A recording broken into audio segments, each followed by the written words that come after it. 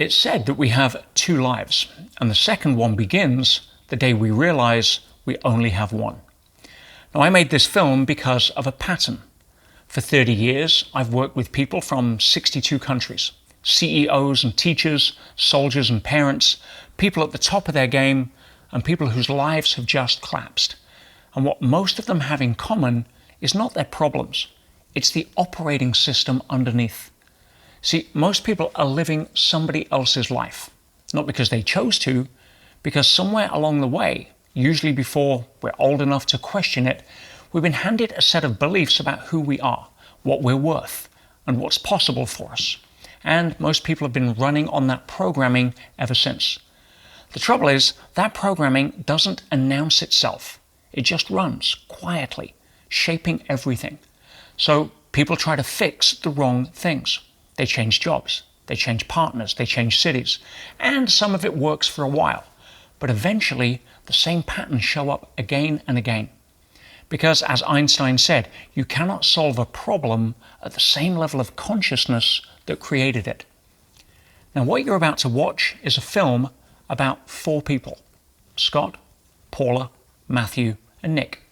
Their stories are very different from each other, different ages, different backgrounds, different forms of suffering and problems, but the patterns underneath are identical.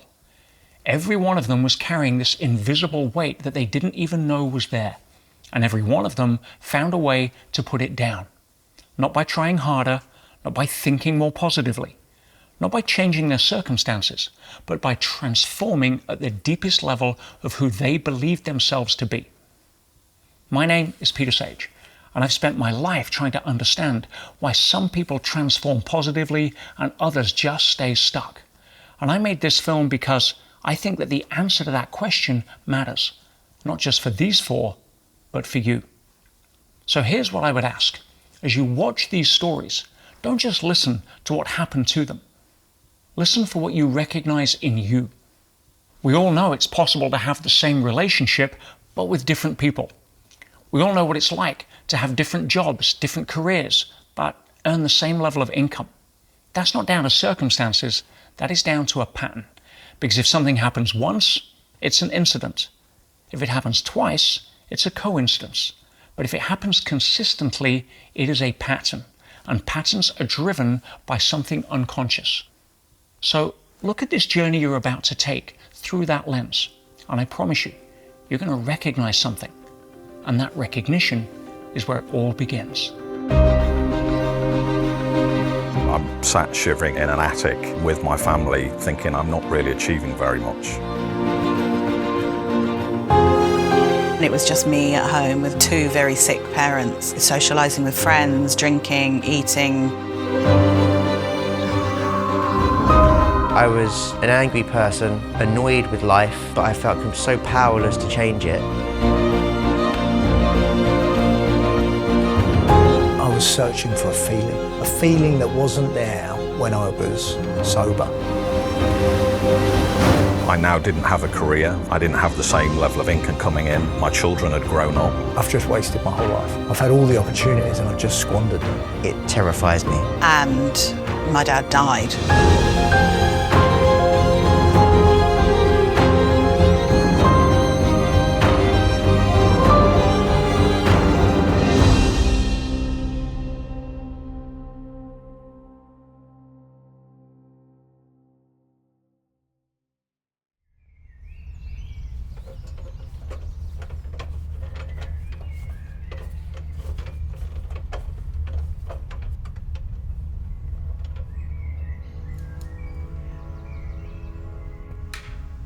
I was encouraged to work hard. There was this almost an expectation that you needed to do well, to work hard and get better grades, to get into the top classes. I think that came from, their upbringing of not having had a lot. My parents, my mother in particular, really wanted more for me. The path is being laid before me. It was a path that I had to follow. It became difficult. I just seemed to be on this conveyor belt to success, whatever that was supposed to be, and never really knew what that was or how I was supposed to get there or whether I would know It was just an ongoing ladder that had to be climbed.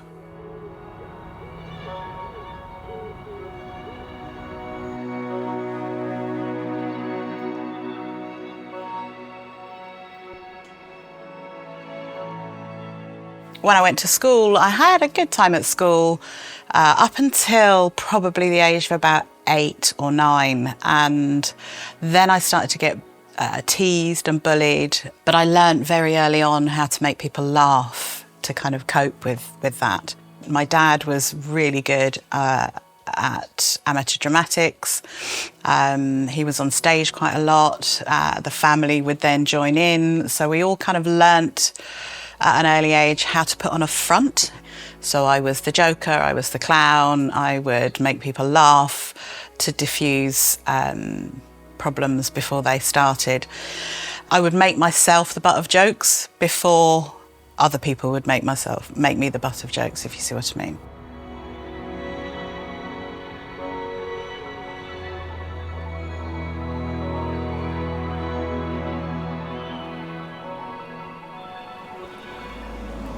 I had a purpose, and it wasn't a purpose that I planned. And my purpose, I think, was to have an easy life.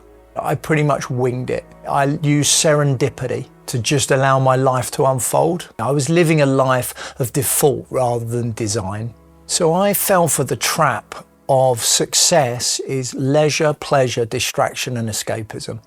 And that the more time you had for those activities, the more successful you were. And I was earning some good money then.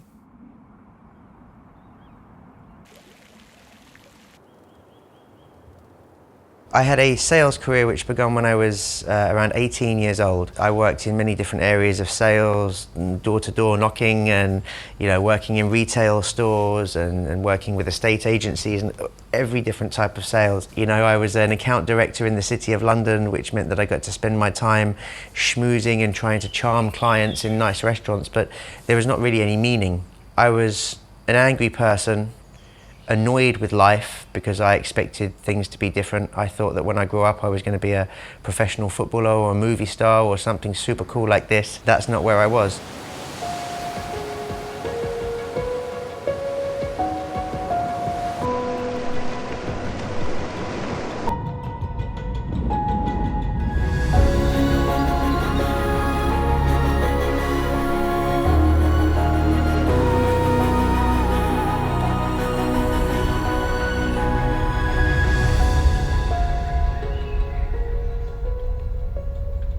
Let me start with something that I learned the hard way.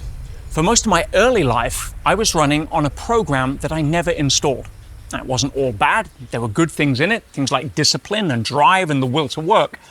But underneath all of that was a single instruction running in the background. Be good enough, prove it, and keep proving it. And that instruction wasn't mine. I picked it up unconsciously as a way to cope with the fear that most human beings have, which is the fear of not being enough. So I spent years, decades, chasing things that were never going to satisfy me because they were never going to satisfy the part of me that was doing the chasing. And here's what I want you to see. Most people are not living their own lives. They were living the operating system that was installed in them before they could choose otherwise. And here's the distinction that changes everything. There is a difference between who you became to adapt, to survive, and who you really are. The first one, the adapted self, is the version of you that learned to get by, how to be liked, how to avoid the things you couldn't bear to face, how to avoid rejection. The second one, the authentic self, is who you were before the world told you who you should be. Now, most personal development tries to change behavior without even touching identity, and that is a trap. Think of it this way. You would never run a 21st century business on a 19th century operating system. You would say it was insane. The world has changed, the demands have changed, technology's changed, everything has changed. But that's exactly what most people are doing with their own lives. They're running an adult life on childhood programming, and then they wonder why everything keeps crashing. See, behavior is the printout. Identity is the code. Tear up the paper all you want, but the printer keeps printing the same page. The 4 people whose lives you're about to look into were also trapped in identities they never consciously chose. every one of them, and not one of them knew that it was a trap. See, you can't escape a prison that you don't know that you're in, until now.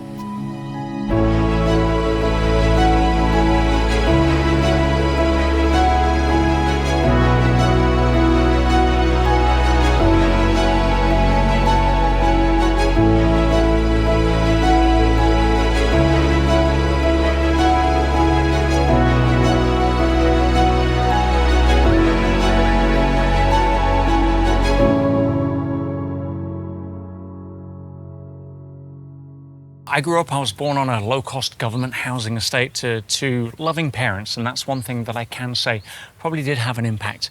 My memories of childhood are nothing but okay. There was nothing dramatic. My parents worked hard to try to support their only child, and I grew up kind of an adventurous spirit. I was always up to things and getting in trouble, but no more than any other kid my age. And I look back and think, for me, I think a big turning point was when I realized that my parents were putting levels of expectation onto me to want to achieve, as every parent wants their kid to.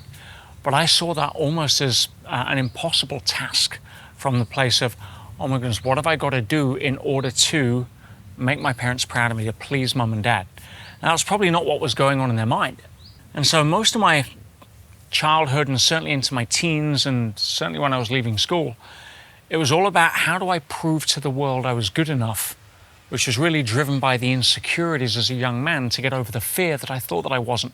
I dropped out of school at 16, I got no formal qualifications, and that kind of put me on the back foot because I thought all my friends were smarter than me. I went out to the world to really try to prove to everybody that I was actually good enough, to really get over the insecurities as a young man that I felt that I was scared that I wasn't. And that had a plus and a minus. The plus side, it gave me a tremendous work ethic to try to go out there and achieve.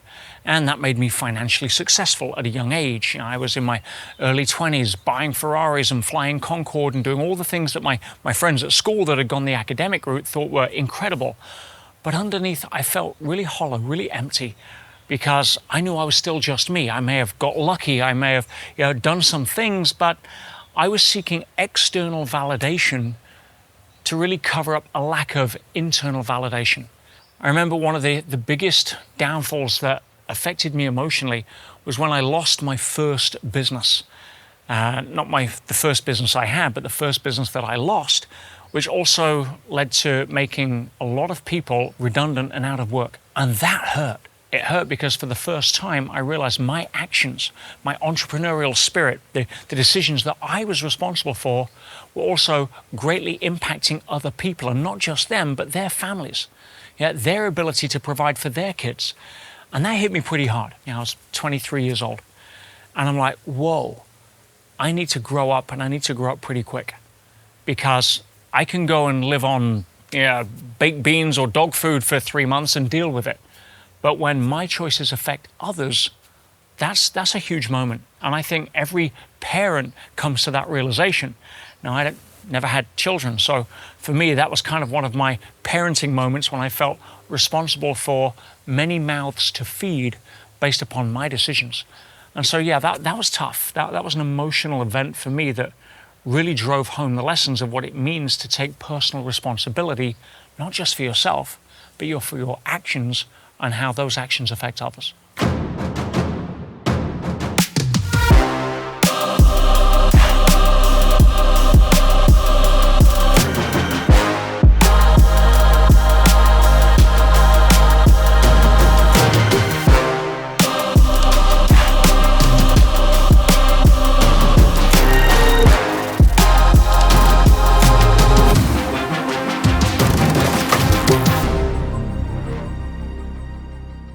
People ask me, do I still challenge myself, even now in my 50s? Of course. Life is a growth-centric experience, and there's many ways to do that. I challenge myself physically. I've done that in the past by running ultra marathons across the Sahara Desert, and as we film right now, I'm actually preparing for the world's toughest row, where I'm going to be rowing across the Atlantic in a pairs challenge, which essentially means rowing for 2 hours and then resting for 2 hours, rowing for 2 hours, resting for 2 hours. 2 hours on, 2 hours off, 24/7 for up to 2 months, unsupported. Why would I do that? Well, 2 reasons. One is to challenge myself to see where am I right now, because everybody can talk a good game, but ultimately theory does not cover the price of admission to the higher levels of greatness. And if we don't test ourselves, life is most likely going to step in. If you're a health coach, expect a health challenge so that you can have the ability to demonstrate on yourself what it is that you're teaching to others. It's just how the universe seems to be set up, to see if we can be authentic rather than just give an intellectual level of understanding or start just spouting information as if we know it rather than just know about it.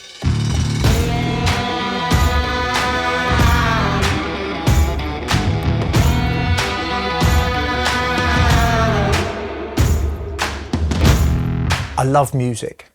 I was a DJ, and there's turntables and records in this space that we're occupying, and I put on parties, and part of that was not only did I love music, not only did I love people, not only did I love bringing people together, I loved to party.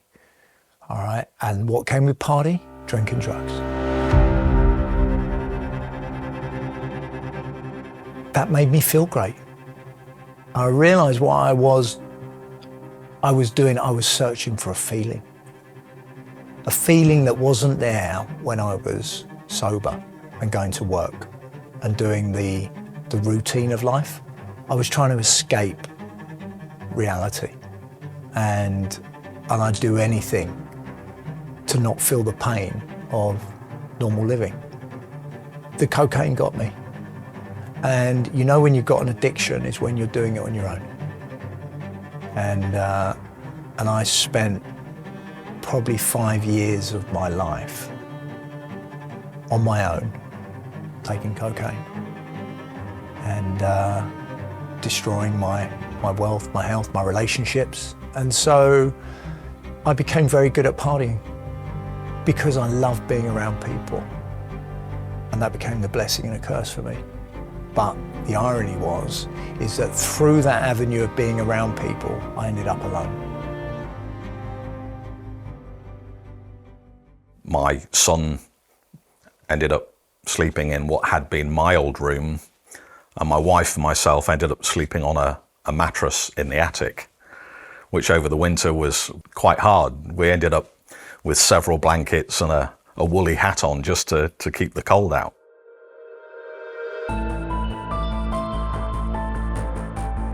I remember the first time I became conscious of my weight.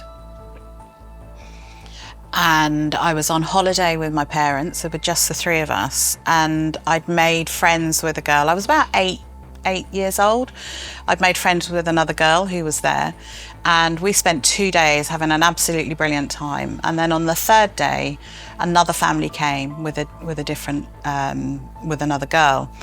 And I remember going into the toilets of the hotel and hearing the 2 of them inside one of the toilets saying, "Don't play with her, you can't play with her anymore." And this girl that I'd made friends with had said, "But I like her, I can play with her." And she said, "Just tell her that your mum and dad said you can't play with her anymore because she's too fat." And I heard this, and I remember thinking, oh, that's me she's talking about. That was the beginning of a really difficult time in terms of feeling self-conscious. And I think that more than anything impacted on how I made friendships and made relationships. When I was 15, my mum decided that whether she thought I was unhappy or whether she was unhappy with my weight, she sent me to a diet class. Kind of that's where I got hooked on the diet industry thing. And around about 17, 18, my dad was diagnosed with cancer. And so that was a really tough time. And I turned to food to make me feel better.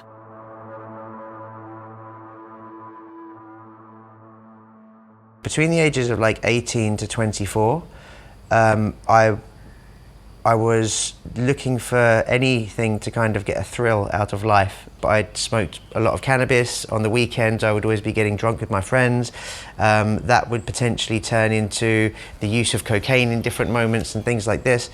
That activity was then combined with sleeping around, you know, getting as many girls as I could possibly get. It was just one of those conversations that cropped up, and almost with a sense of relief that, okay, this is what we need to do.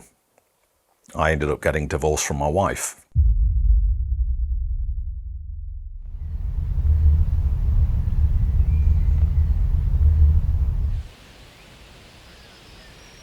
Another major challenge with traditional learning is that it doesn't address the 3 different levels of learning that are required for somebody to transform. Most people get stuck at the first level, which is what I call intellectual awareness. That's where you know something, but knowing and not doing is the same as not knowing. And that's where most people end up with the shelf help or the expensive notebooks, having gone to all of the seminars or read all of the books. Change starts to happen at the second level, which is the emotional level of understanding. This is where the penny finally drops. It's where you hear the same thing for the 10th time, and now finally you get it and it makes sense. If I could give an example, people know they shouldn't smoke, but they still do.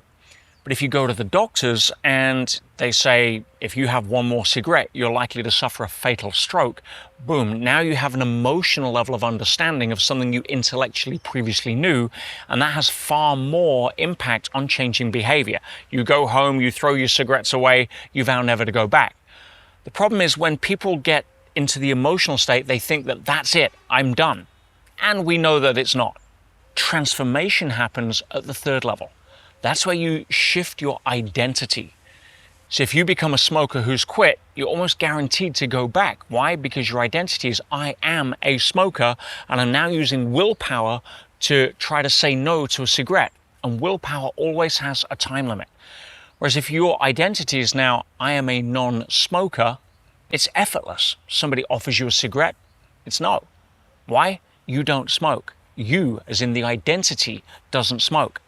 So when you apply that same aspect to personal transformation in terms of who do you need to become over the 6-month period that we create the Elite Mentorship Forum journey over, now you see a different angle of taking things from not just an intellectual level of understanding, but moving people through the emotional level of understanding where they really get it and it really impacts them at a cellular level, into finally having it become who they are. Now transformation is effortless. Why? It's just what you do because it's just who you are.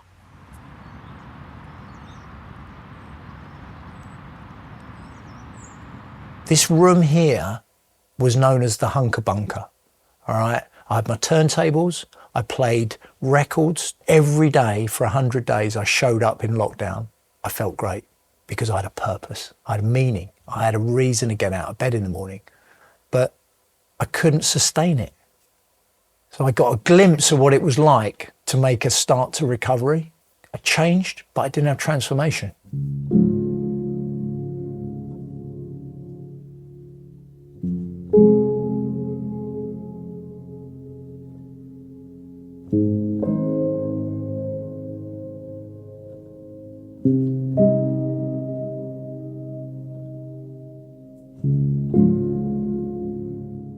I don't know how much money I've spent on drugs, but I would say that my going out over 30 years is probably £1 million.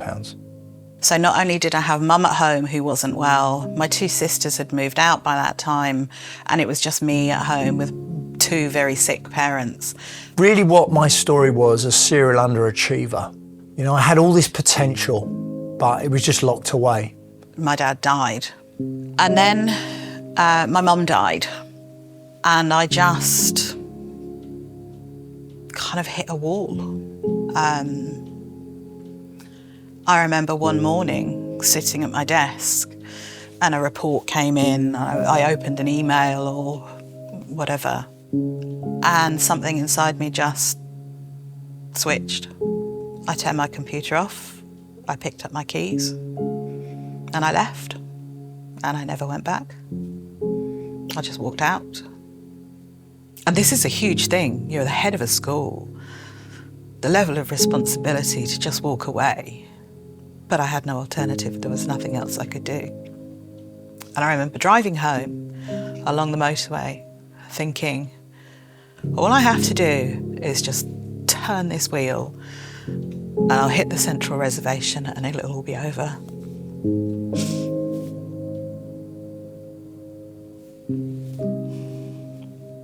It was tough. Yeah, and it took about 2 years to rebuild myself from that. Thankfully, I didn't. And it was the thought of my children, of course, that stopped me from doing that.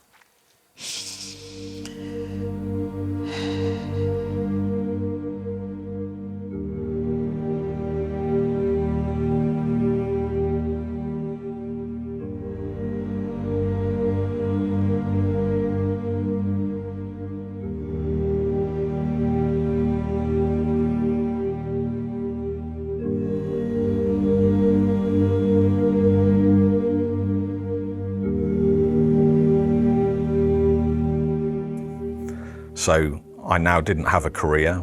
I didn't have the same level of income coming in. I was no longer in my family relationship. My children had grown up. And the stresses that brought made life very, very difficult. I was 50, and on my 50th birthday, I'd been clean and dry for 1 year, and I decided to have a drink because I thought I'd celebrate. Why not? It's a reward. I mean, it's my birthday, I'll only have one. I couldn't have that one. I had to have more than one. And then 2 days later, I had some more. And on the 6th of June, 2022, I went, I've had enough. That was the day I decided to change for good. Around 12 years ago, my son was born. I became a parent for the first time. And I realized that my job was to teach this young person how to be happy and how to live a happy life. And then I looked at my own life and realized, what am I going to teach him? I can't teach him the things that I'm doing now because the only thing that I know for sure is they don't lead to happiness. So what, I'm going to sit here and I'm going to teach him how to be unhappy?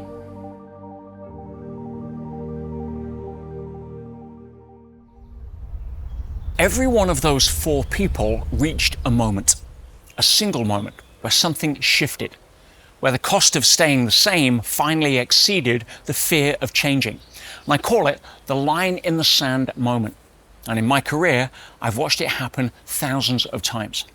It's the moment where somebody stops saying, I should change, and starts demanding that I must. And that distinction is not a small one, because should is a wish. Must is a decision. Now here's what most people don't realize. The difference between somebody who hits bottom and just stays there and somebody who uses it as a launch pad is not intelligence. It's not willpower. It's not even circumstances. It's the quality of the question they ask themselves in the moment. And learning to ask yourself better questions is a superpower, because questions are the steering wheel of the mind. They direct focus. For example, if you ask, why does this always happen to me? Your brain is designed to give you an answer, maybe a list, reasons why you're a victim, reasons why the world is against you. But if instead you ask, what is this trying to teach me? Your brain searches and gives you a completely different answer. If you say, I can't afford that, your brain agrees with you and ends the conversation. If you ask, how can I afford that? Your brain wakes up, goes to work, and starts searching for answers. It is a goal-seeking mechanism. It's going to find evidence for whatever question you point at it. And it's not just psychology, it's also biology. We know that if a mammal perceives an external situation as a threat, it can lose up to 30% of its muscle strength just through the biochemical shift of the fight, flight, or usually freeze. But in that same moment, if the mammal perceives the external event as a challenge to rise to, it can gain up to 30% in muscle strength. Same body, same situation, different interpretation, completely different outcome. Now I looked at that and I thought, where in my life have I been treating events as threats when I really should be treating them as challenges to rise to? And in today's world, the threats aren't really physical. They're psychological. Fear of failure, fear of running out of money, fear of being alone. But your biochemistry does not know the difference. It just responds to the meaning that you give it. Understanding that allows us to ask another great question. And that is, instead of being overwhelmed by my problems, how can I outgrow them? What would have to happen for me to be able to rise to challenges rather than run from them? And to answer that question, I want to give you a powerful framework. I call it the inner world balance sheet. Most people are familiar with the concept of a traditional balance sheet in business or personal finance. On one side, you have assets, things like property or savings or investments. And on the other side, you have liabilities, things like mortgages, debts, credit card bills, taxes, and so on. Now, if your assets are bigger than your liabilities, you're in the positive, you're in surplus. But if your liabilities are higher than your assets, then you're negative. Easy example, if you've got $1 million house and a $400,000 mortgage, then your net position is $600,000 positive. But if you've got $1 million house and a $1.2 million mortgage, you're $200,000 negative. Now, everybody understands that. What most people have never been taught is that you also have a way more important inner world balance sheet. Now, inner assets are things like courage, self-discipline, the ability to follow through and keep your word, honesty, authenticity, reliability, an abundance mindset, values that resonate at a high frequency like joy, love, humility, forgiveness. Now, inner liabilities are things like lack of discipline, instant gratification, addiction, anger, mood swings, the inability to master your emotions, a scarcity mentality, maybe the need to be right or the need for control, the need for approval or validation or the good opinion of other people. And here is the law that follows. And this is a revelation that most people, when they finally understand, starts to change everything. Your outer world is always a reflection of your inner world, meaning that if you're trying to fix an outer world balance problem that's really an inner world balance cause, you're never going to get to the root cause of solving that problem. Never. Your outer world is not where you want it to be. It's not because it's against you. It's because the inner balance sheet needs attention. So if you really want to transform, if you want the outer world to shift, the leverage is not in chasing the next workshop or the next book or the next technique. The leverage and the focus should be on building your inner world asset list and reducing your inner world liabilities. And one of the fastest ways to grow that net worth is not by acquiring more, but by letting go of the liabilities that you've been carrying, usually for years. That need for control or need to be right. Perfectionism, which is just a polite name for I'm scared of screwing upism. Or justifying playing small to the world because you're shy. What is shy? Shy is a racket. Shy is simply, please don't let you discover me because I'm scared of your judgment. It is a liability on your inner world balance sheet. And this is where the real work begins.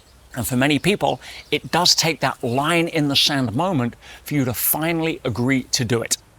Now, there's one more thing. Once you start doing this work, your relationship with failure has to change. Because if you treat every failure or every fall as proof that you shouldn't have tried, you're going to stop trying. And for most people, they get conditioned at school that failure is bad. You fail the test, you're not good enough. But you're not here in Earth School to get every answer right. If you're the smartest money in the room, find a smarter room. In other words, it's not failure, it's feedback. And trust me, I have had a lot of feedback in my career, but I see failure as my capital.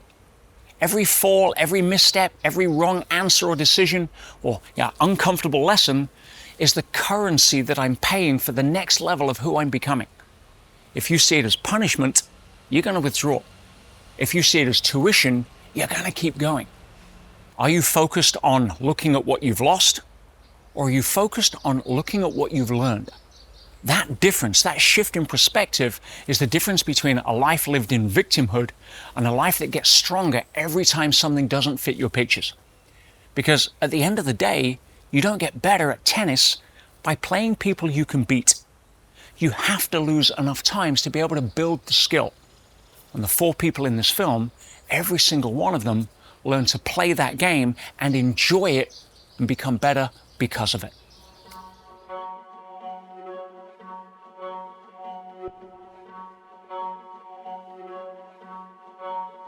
I started doing a Google search. I was looking up human consciousness. You type consciousness into Google and this name pops up, a guy called Peter Sage.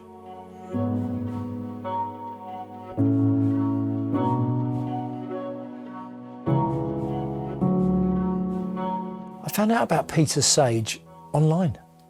You know, there's a few YouTube videos because I was studying a lot, and you can't help but, you know, come across Bob Proctor, there was Peter Sage, Tony Robbins. There's a lot of material out there. You know, I liked Peter's message. Simple, clear, practical, and relevant. He walks his truth. And I've seen it firsthand as well, because I've been in his presence, you know, and I watch him, I listen to him. He really understands people, and he has a message that is easy to understand.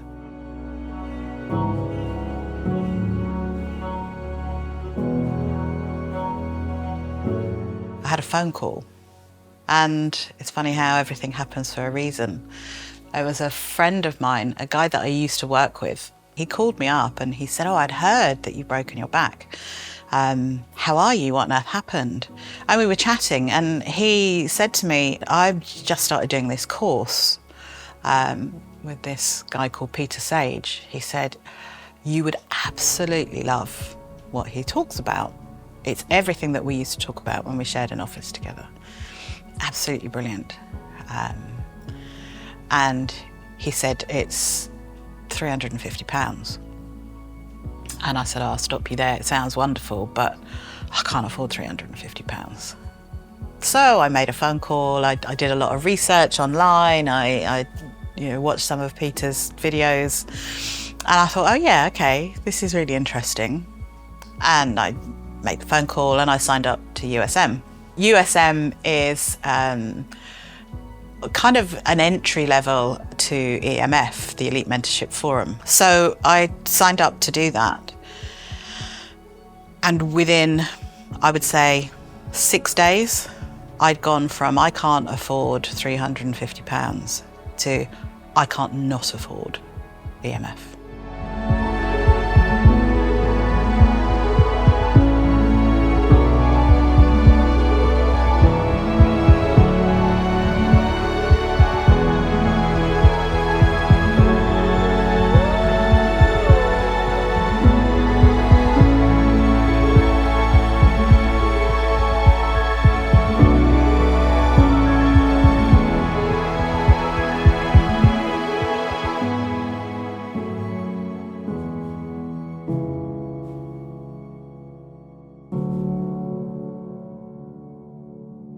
The fundamental principles behind the program was that it needed to create transformation, not change.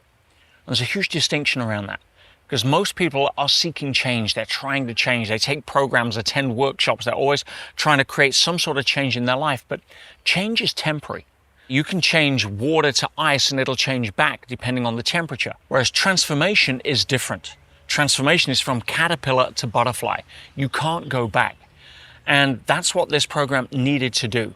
I didn't want another change program that gave some sort of temporary relief. I needed to create something that instilled and addressed the real root cause of transformation and allowed people to exit or graduate that program completely differently at a fundamental level. Not just with a better notebook, not just with some new skills or strategies, but having gone through a fundamental internal shift that was unable to be undone.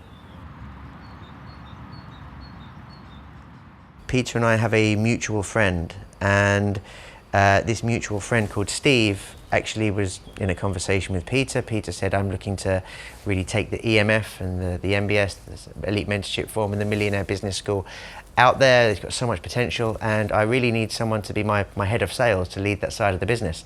Steve said, well, I've got a good friend, Nick. He works in the City of London. He's a sales director there. Let's connect the two of you. Steve then organised a meeting. Peter and I met for a drink in London, and we had a conversation, and Peter made the invitation. I accepted. It sounded really exciting. I thought, okay, well, I have my day job and my career, and then on the side I can build this thing with Peter. 5 or 10 days later, my uncle passed away. He died, and I didn't expect this at all, and it hit me and sent me into a well of depression. And I reached out to Peter and I said, look, this has happened, I'm struggling a bit, and I don't have the energy in me to manage my day job and start a new project with you. So I'm gonna have to step back. Peter was incredibly understanding and loving about it. And then a few weeks passed, and Peter reached out to me and said, I have a Millionaire Business School event, which I'm hosting in London. I think it would be amazing for you, considering where you're at with the grief. I think there'll be a lot of healing there for you, and you're welcome to come as my guest. No expectation to work together, just come and be in the space.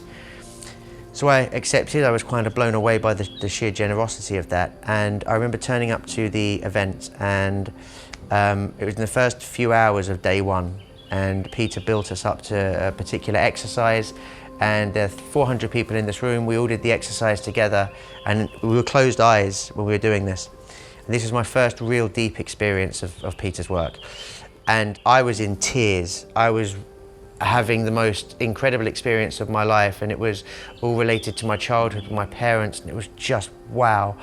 And then I'd lost myself in the exercise, and then I realised, oh, hold on a minute, I'm crying in the middle of the room. I bet I look really strange. So I opened my eyes and looked around, and 75% or plus of the people in that room were in exactly the same state, crying and bawling their eyes out. And there was a break for the room shortly after this, and I just remember I got straight up out of my seat and I ran to the front of the room, and I said to Peter, I know what this is now. I can't believe what I've just seen you do for the people in this room. If the invitation to work together is still on the table, I'm in. Without any shadow of a doubt, EMF has turned my life upside down. I was going through the motions and I was living other people's stories. To get to the point to realise that I can be who I need to be. I've also come off antidepressants. I've lost 70 pounds, 33 kilos now. All because I understand now that outer world follows inner world. And if you do the work on yourself, you break down your old beliefs and you rebuild your new beliefs.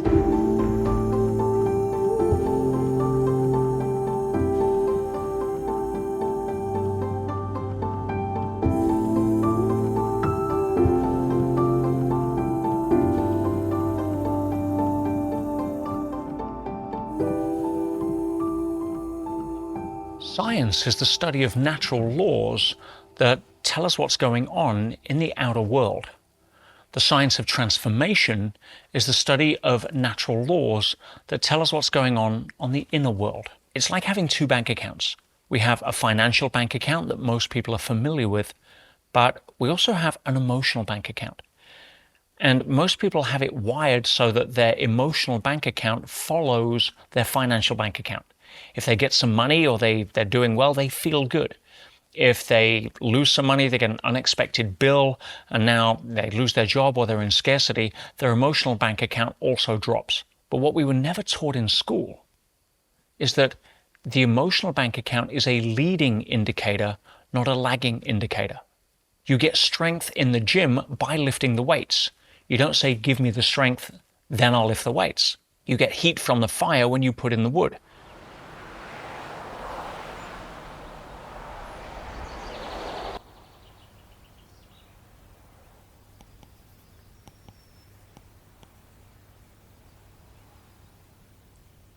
You can never rise above the opinion of yourself. And if people really understood that, they would stop wasting money on seminars and workshops and books and all of the time, effort, and resources that goes into learning external things, skills, techniques, in order to try to get more change in their life. And as I said, change is always temporary. Transformation is permanent. And so, how do you rise above the opinion of yourself? It really starts with understanding that the conscious mind and the unconscious mind are two very different parts of ourselves. The conscious mind is the front part of the brain, the frontal lobe, the prefrontal cortex, which is the crowning achievement in the human evolutionary journey. It's what separates us from all of the other animals. We can't outsmell, outrun, outbite anything else out there, but we can outthink them. That has allowed us to rise to the top of the food chain. And that executive function of the brain deals with a huge amount of logic processing, which means that we can sort through vast amounts of information and choose what we believe to be the right choice, logically. I choose that logically I should stop smoking. I choose logically that I should figure out how to make more money. I choose logically that I deserve the better relationship or the better house or what it may be. So why do I continue to self-sabotage? Why do I procrastinate? Why do I take 3 steps forward and then 3 steps back and find different ways of earning the same amount of money, regardless of what opportunity or job I get into? Well, that's because the front part of your brain is like an ant. It is hardworking, industrious, makes good decisions. But if your ant is marching north towards your goals that you say that you want, for most people, it's marching over the back of a very large elephant, your unconscious programming that's heading south. And no amount of affirmations, visualization, vision boards, or any of that stuff is going to train your elephant to turn around. Module 1, Ruling Reality, is just a game changer. This is where you get to understand the nature of reality and that outer world follows inner world. Reality is subject to influence. That's liberating. That means I have a part to play in my life. I don't have to be a victim of circumstance. Module 1 was a way to recognize I can be the creator of my own destiny. It's courage. Courage for me is taking uncomfortable action in spite of fear. The opposite of courage is conformity. I lived a life of conformity. There's a tool that looks at being caught up on the action on a football pitch. It's right in front of your face. So it's difficult to not get involved in it. Imagine yourself as being stood on the sideline. You're not as close to what's happening. You're observing what's happening, and it enables you to not get sucked into the stress. And if you step further away as a supporter in the stand or in a helicopter flying over the football pitch, you get a very different perception of what's happening.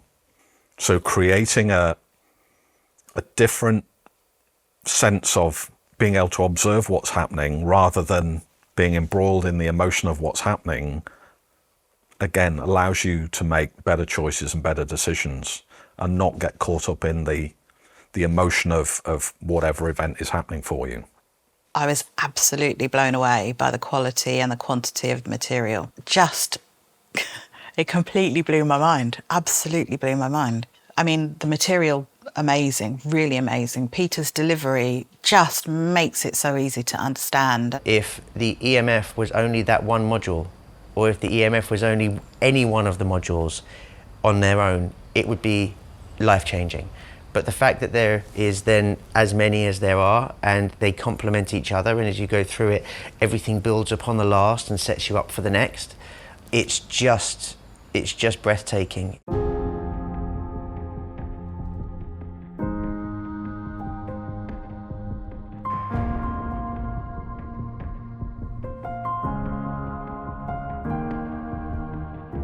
The number one law of relationships states that Nobody can ever love you more than you love yourself. We see so many people going around looking for love in order to fill a gap inside that they've not managed to figure out how to fill themselves.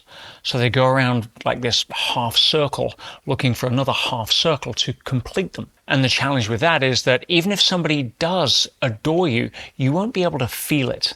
You won't be able to accept it. And you certainly won't be able to live the benefits of that any more than you have your ability to love yourself.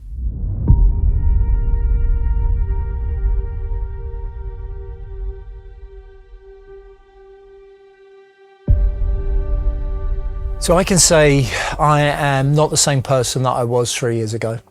You know, I live light. You know, I wake up every day, I feel blessed to be alive.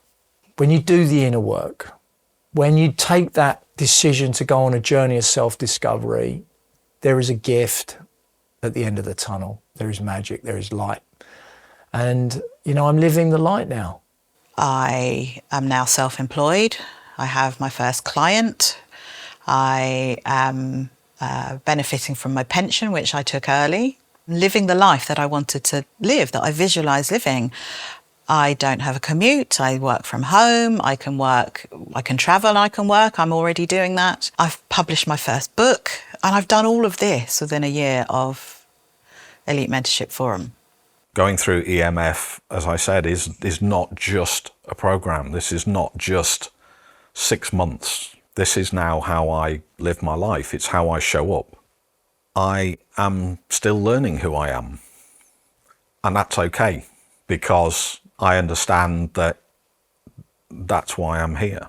The EMF entirely restructured my relationship to parenthood. I would even go as far as to say that if I were to close my eyes now and imagine being a parent without going through that work, it terrifies me.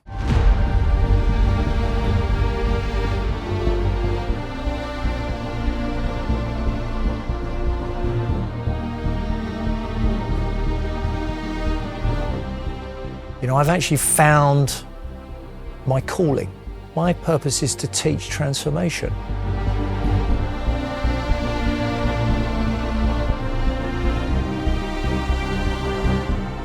The changes that it's made in the relationship that I have with my children and my grandchildren is simply incredible.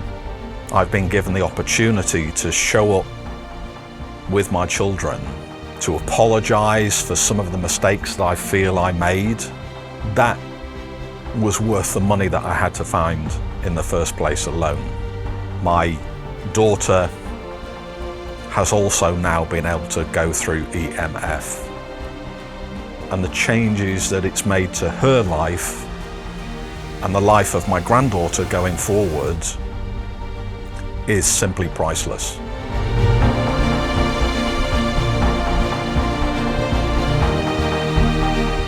So my partner, we're still together 20 years, and my relationship with my parents are better. My relationship with my sister's better, because I've got nothing to hide, because I'm walking my truth.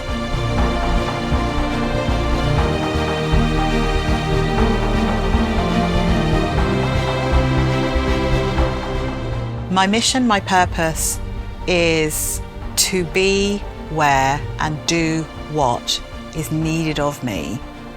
My vision is that my children see what's possible for them. If I'd have known when I was 18 what I know now, my life would have been this amazing from the age of 18, not from the age of 55.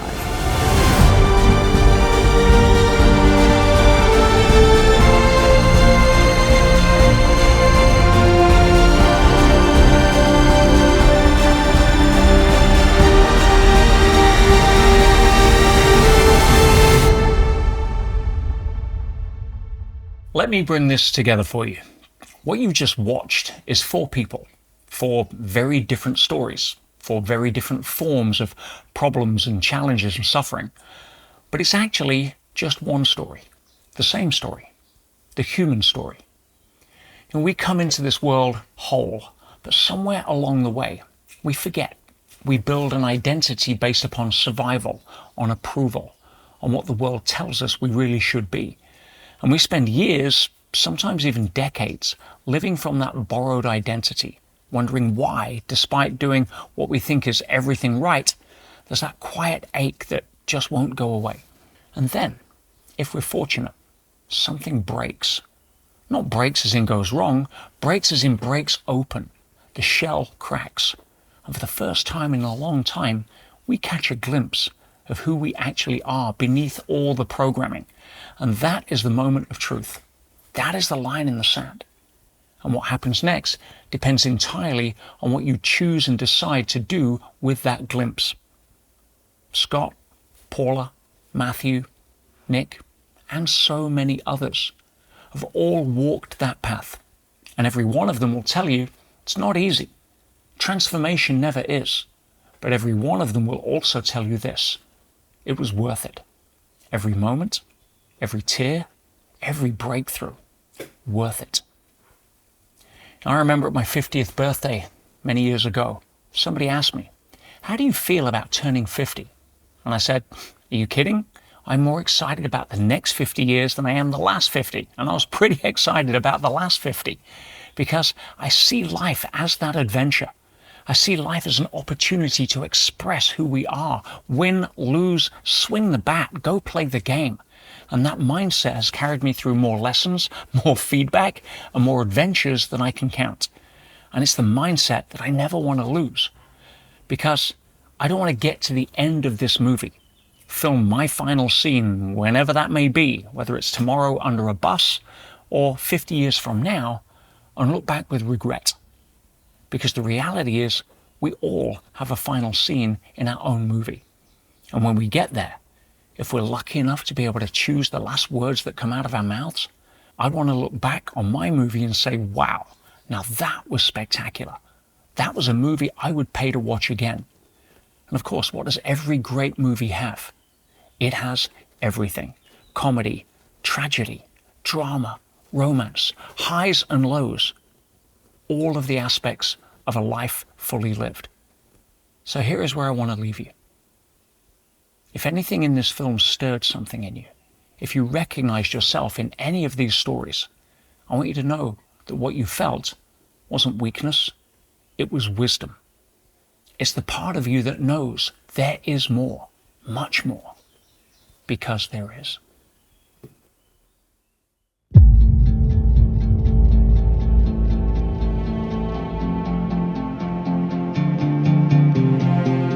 There is magic, there is light. Life is a game. It's a game worth playing, but it helps when you understand the rules. All because I understand now that outer world follows inner world. You know, when I say something, my words and my actions are aligned. I ride those waves with a sense of purpose and a sense of joy and a sense of fulfillment. What else is possible? Everything is possible.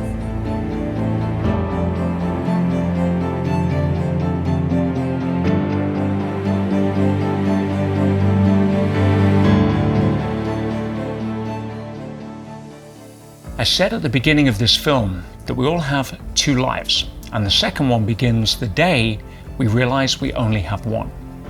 The people you've just met, Scott, Paula, Matthew, and Nick, they each found that day, and their lives will never be the same. Not because their problems disappeared, not because their world suddenly became easier, but because they changed at the deepest level. They stopped trying to fix the outside world and they started transforming the inside world.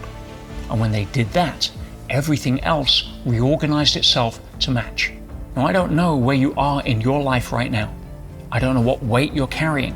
I don't know what patterns keep showing up or what you've been telling yourself about why these things are the way they are. But here's what I do know. If you've stayed with me all the way to here, something in you resonated. Something in you recognized itself in these stories. And that recognition is not an accident, it's an invitation. So here's the question I want to leave you with, just one. What if today could be that day for you?